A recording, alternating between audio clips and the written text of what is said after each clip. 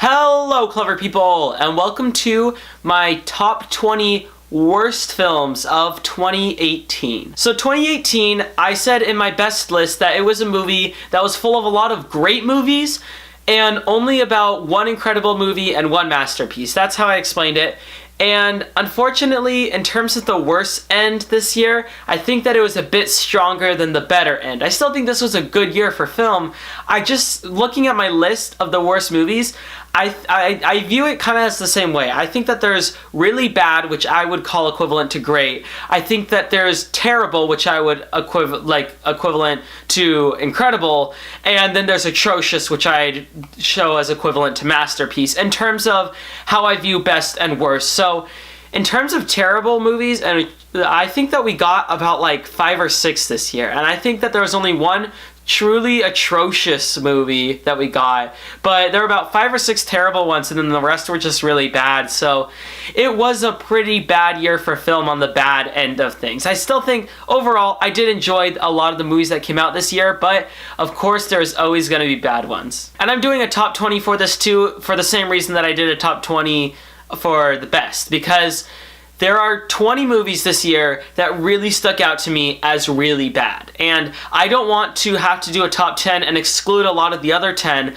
that I believe should be mentioned for being horrible. So without any further ado, I will get into my dishonorable mentions. But before that, I will just say right now, I have not seen The Open House and I have not seen Gotti. Those were 2 films that I heard were absolutely horrible, but I just pushed them to the side. I did not want to see them, so you will not see those 2 movies on this list. They probably would be if I ever watched them, but I will not. So now I will start with my dishonorable mentions. And those are Super Troopers 2, A Wrinkle in Time, Fantastic Beasts: The Crimes of Grindelwald, Sherlock Gnomes, Winchester, and Insidious: The Last Key. So starting off at number 20, we have Bird Box. So Bird Box was a movie that came to Netflix. I hadn't heard anything about it before it was released, and suddenly it was like an explosion. Everyone was talking about it. Everybody has seen it. I believe that it's like the most viewed Netflix movie of all time or something like that. And I was curious about what it was going to be like. I heard that it was a lot like A Quiet Place, but with sight instead of hearing, and it was exactly that. But Bird Box ended up being a lot worse than I was expecting. It ended up being, like, terrible. It ended up being so bad. And I think that has a lot to do with the fact that the acting in it was really bad. And overall, I just thought that the story, I had seen it earlier in the year. I had seen A Quiet Place, a much better, much better version of this movie. So I felt like I was just going through the same beats and watching the same thing. And also, the ending of this movie is terrible. Like, I think that it's kind of clever what they did, but at the same time, it's like, okay, where do we go from here? And they don't explain that. And it feels like it's supposed to be this big conclusive ending, and it really isn't. At number 19, we have another Netflix original, which is The Cloverfield Paradox. This movie I watched, I think, in 4 sittings, because I just kept on getting interrupted, and I also just kept on not wanting to watch it. This movie was just a disaster. It was way too long. It was extremely boring, and it's not even a Cloverfield movie. Like, they literally took just a bad sci-fi movie called God Particle and switched it around so that it could be a Cloverfield movie. I honestly don't know how there are so many good actors in this movie, because who wants to sign on for such a boring sci-fi film? Like, if it was a Cloverfield to begin with, maybe I'd understand it more, because you had 2 good Cloverfield films beforehand. But this one was just, it was terrible. It was just completely terrible. I remember the acting in it was really bad, but it's been so long that I've forgotten, like, a lot of what happened in the movie. All I remember was that they shoehorned Cloverfield in here and there, and at the ending, and that was it. And I just thought it was a disaster. Alright, at number 18, we have Red Sparrow. This is probably the start of a few movies on this list that just bored me to tears. I don't like to use the word boring, and I've been using it more and more recently, and I'm going to try to stop, but there's just no better word to describe movies like this. Red Sparrow, I don't remember, I think it was like 2 hours long or something, and it should have been an hour and a half. Like, it did not need to be 2 hours. There was no reason for it to be 2 hours. And you could see on the actors' faces that they did not want to do this movie. Like, I'm sorry, but Jennifer Lawrence in this movie, you could just tell that she was not into it. And it just felt like the whole rest of the cast was not into this movie. It's not particularly offensive or anything. It's just so boring. And I left the movie with looking like I had cried because I had yawned so much that I started to generate tears. At number 17, we have Second Act. This is another movie on the list that was just straight up boring and just straight up uninspired. There's nothing going on for this movie. I mean, at least with Red Sparrow, that came out months ago. So I probably don't have a whole lot to say about it because I don't remember a whole lot of it. But with Second Act, I just saw this movie like less than a week ago, and I still have the same amount of things to say about it. It was boring. There was nothing going on for the movie. Like, it's just, I don't know. I don't know how else to word it. Second Act is my number 17 worst movie of this year. At number 16, we have Pacific Rim Uprising.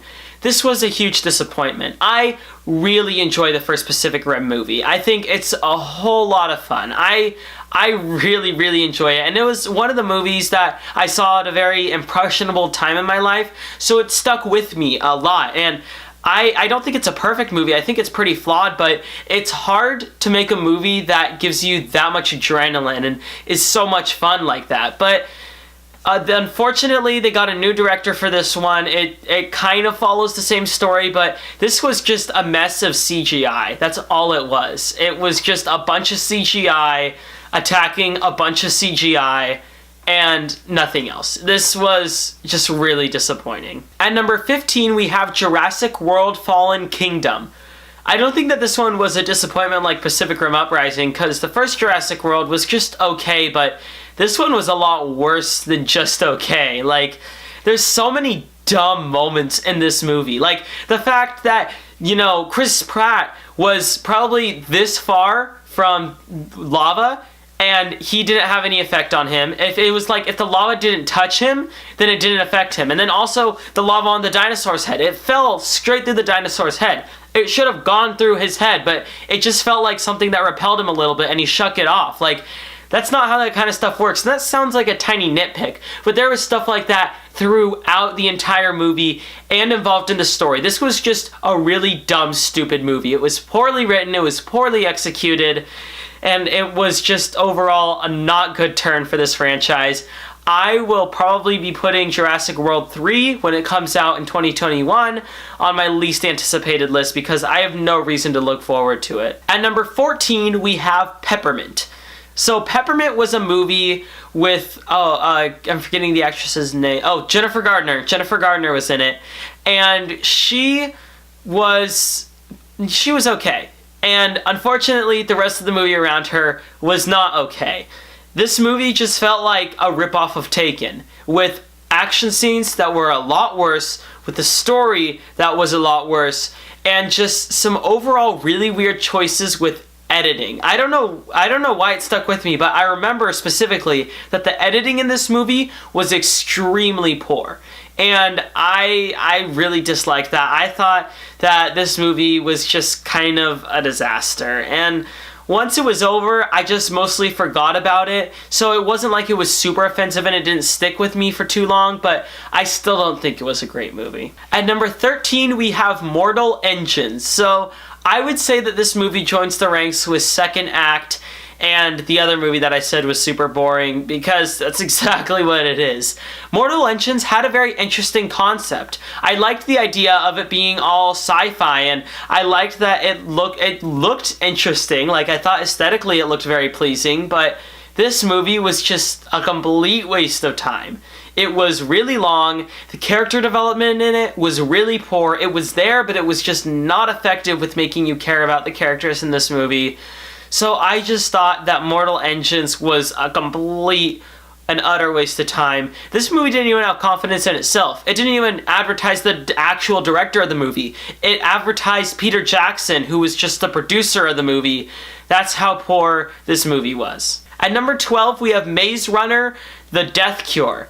I had no clue anybody still cared about Maze Runner. Like, remember when Divergent came out and they did the first three and then no one saw the third one, so they just cut out the fourth one? I thought that had also happened to the Maze Runner because I heard nothing about the third movie until like a couple of weeks before it came out. So I just went in I don't know, I didn't know what to expect because I didn't think anybody was going to see it. And I think that it did fine box office wise, but still, this movie felt like a disaster. It really did, because it was 2.5 hours, and the director just didn't want to end the movie, and I just remember the entire time waiting for it to be over. I can't remember a single thing that happened in this movie. I can't. There is nothing memorable. And I just remember that the ending had like a 40-minute action scene that just went on, and that they dragged out too many things and tried to take on too many subplots, and overall it was just a mess. At number 11, we have Holmes and Watson. People across the country have been walking out of this movie because it's so bad. Like, just normal moviegoers have been walking out because they thought that it was a complete disaster. And that's because it is. Holmes and Watson was terrible. And I don't think that it's as bad as everybody says it is. Like, I went in expecting one of the worst movies of all time, and I didn't get that. I still think it was horrible, though.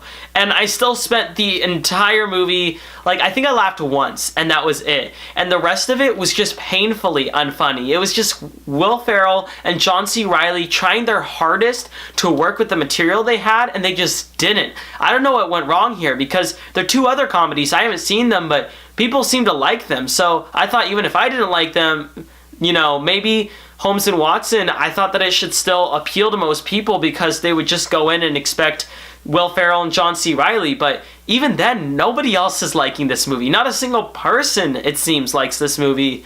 And it's just overall a complete disaster. All right, now we're at number 10, so this is where it gets really bad. At number 10, we have Truth or Dare. It's dumb. It's so dumb that they tried to base a movie off of a game like Truth or Dare. But what's even dumber is the ending in this movie. And I feel like the director thought that it was the coolest ending ever, because he foreshadowed it early on in the movie, and he tried to make it appear like, you know, the characters in the movie were super nice, and when they really weren't. And I don't know. I just thought that Truth or Dare was it.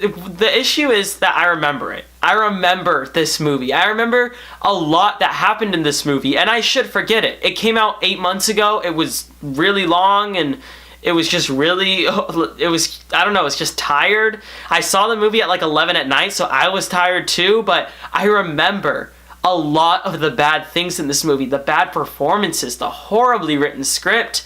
And when you remember a movie like this that should be so forgettable, there's an issue there. At number 9, we have I Feel Pretty.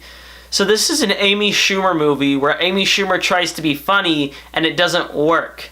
And I haven't seen anything else with Amy Schumer. I haven't seen another movie with her. I haven't seen any of her stand-up specials. This was my first exposure to Amy Schumer, and I don't want to see her in anything else.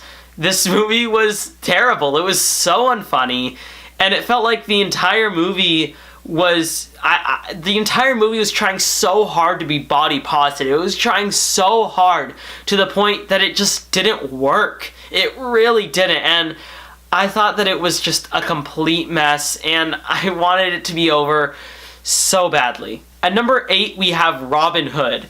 Robin Hood feels like a movie that came out like half a year ago, but it came out just in November, and that's so weird to me. It feels like this movie came out forever ago, and that's not a good thing. I think the issue with Robin Hood was the fact that the script was not written very well and that the editor didn't know what he was doing. It seemed like he just put a bunch of scenes together and hoped that they all fit, and it really didn't. There was a lot of jarring cuts in the movie, and the script too, it did not give the characters good dialogue. There's good actors in this movie, but they just had absolutely nothing to work with, and whoever the director was also messed up their actors. Like, you have really good actors in this movie, and somehow you make Jamie Foxx even bad. Like, Jamie Foxx was way too fast speaking. He used the same voice throughout the entire movie, and that just goes to bad direction, because he's a good director. I mean, he's a good actor, and I thought that he was a good actor even in a lot of the bad movies he's in, but here, he was just horrible, and everybody else was. At number 7, we have The Happy Time Murders.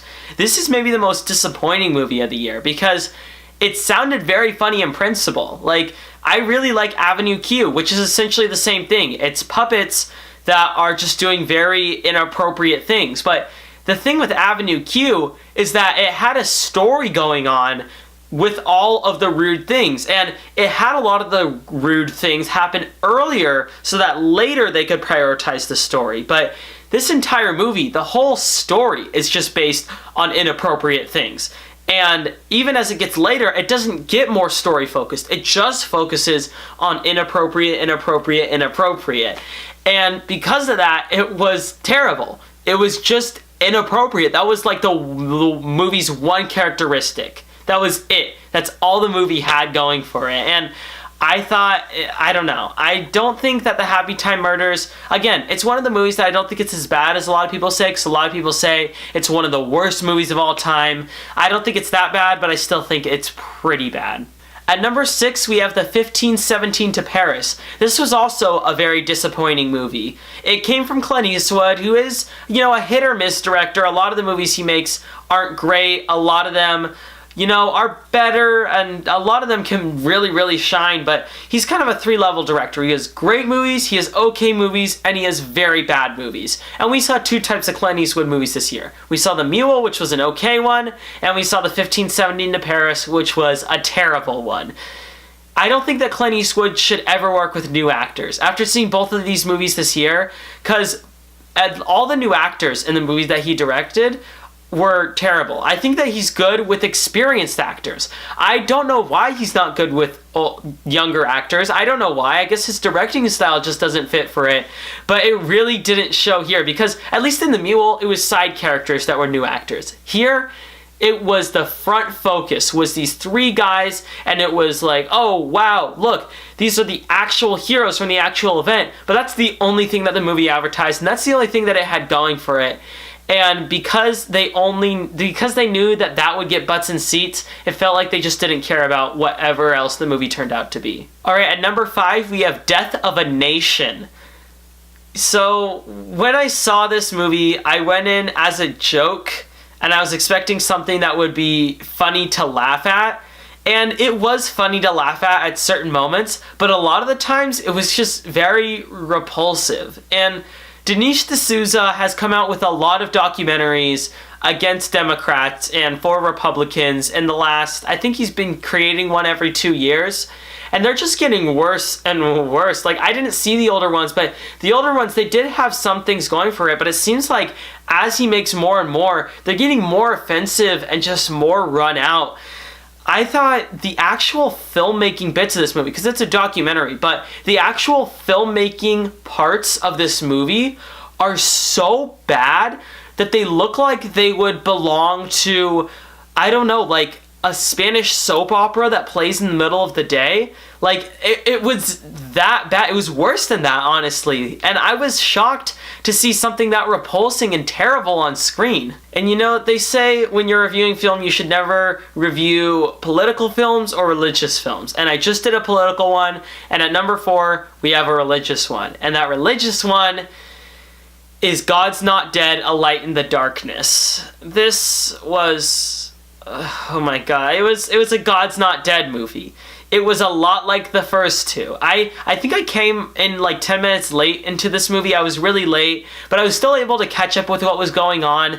And just some of the movie was so terrible. Like the line in the movie where the guy says, Jesus Christ was the first social justice warrior or something like that.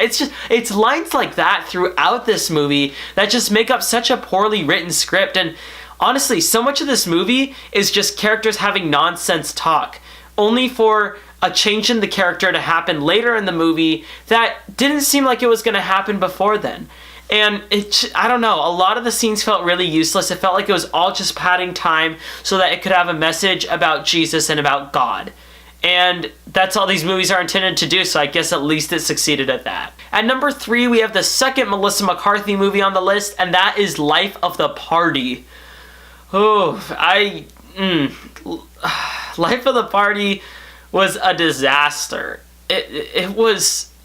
After I saw the movie, I remember specifically I said, there are many movies that, even though they're terrible, I love going to the theater. I love going to the theater in general, so I enjoyed the fact that I saw them. Very rarely do I regret seeing a movie in theaters. but I regretted seeing Life of the Party. I don't know what it was about it, but there was just something about this movie that was so repulsing to me that it just failed on all accounts. It was unfunny.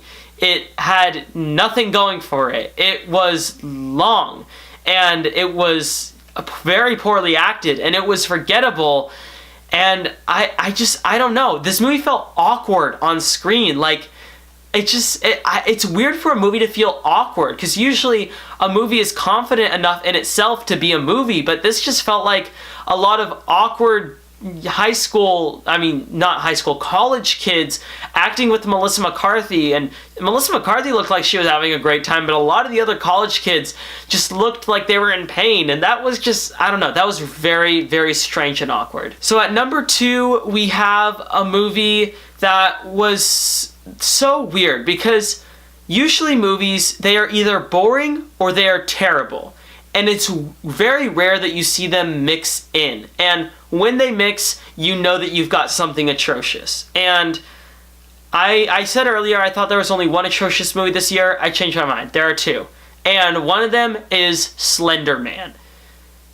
I was simultaneously, during this movie, I was offended at the filmmaking and also bored out of my mind. I never have those two things collide, because if I'm bored by a movie, I don't care what's happening on screen. I don't. I just sit there and I wait for it to be over. I wait patiently.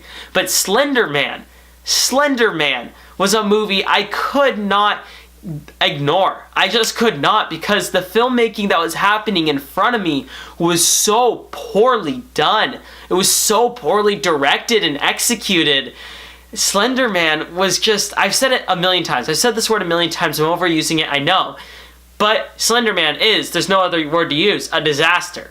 It absolutely is. I was begging this movie to be over. And once it was, it still left such a sour taste in my mouth. I couldn't just leave the theater like most boring movies. There was still that sour taste in my mouth that it just lingered there, and it lingered there for a long time, and no matter how much I talked about the movie, it didn't get any better. Alright, so now we have my number 1 worst movie of 2018, and that was a movie, it's another horror movie, and when I saw it, I knew it was going to be my worst movie of the year. I just knew right afterwards that it was going to be, and that movie is The Nun. Never have I seen a movie waste so much time. Like, so much time in this movie was completely wasted, doing absolutely nothing. Scenes of just people walking into rooms and walking out of rooms, and scenes of people thinking that there's something scary there, and then there isn't something scary there. And it was just back and forth with nothingness for the entire movie, until randomly at the end, the evil nun appears. And this movie made $50 million opening weekend, and when I read that, I just got so sad, because this movie deserved to make $0 opening weekend. But to have a $50 million opening shows that people went out to see this movie because they were excited for it. And what's weird about it is that usually when there's big horror movies like this, I hear a lot, oh, you just didn't like it because you're super serious about movies and it was just a dumb horror movie. And that's fine, because most people just go and they just want a dumb horror movie. But I didn't hear that excuse for this, because I didn't hear that anybody liked this movie. I don't know a single person who liked The Nun, and that is rare for a movie to have. There are people in my theater that walked out, quite a few actually, and I was jealous of them because it was a waste of my time. It was just nothing. The whole movie, absolute, utter nothing.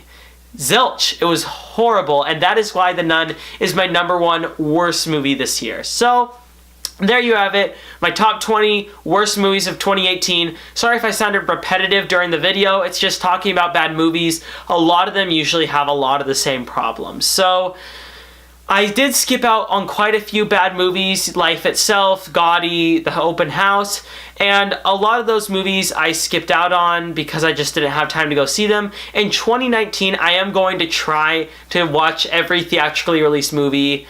I'm sure I'll still skip out on a couple, but a lot of these really bad movies, it's just hard to watch them sometimes. But still, there's very few that are hard to watch. The Nun was one of them. Slender Man, one of them. Life of the Party, obviously one of them. But even going to see a lot of these bad movies, I still enjoyed going to the theater. Because the theater is a great place. It's a magical place. And I still love going even if I'm seeing bad movies. So there you have it. That's why I saw so many bad movies this year, because just going to the theater is a magical experience in and of itself.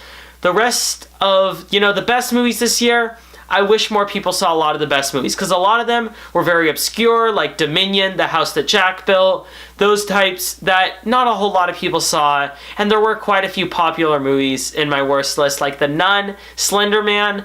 It's just really disheartening to see that above all else. But anyways, that concludes my worst movies of 2018. What did you think some of the worst movies of 2018 were? Comment in the comment section below and let me know. I'm Robert Burke, and this has been The Clever Critics. Goodbye.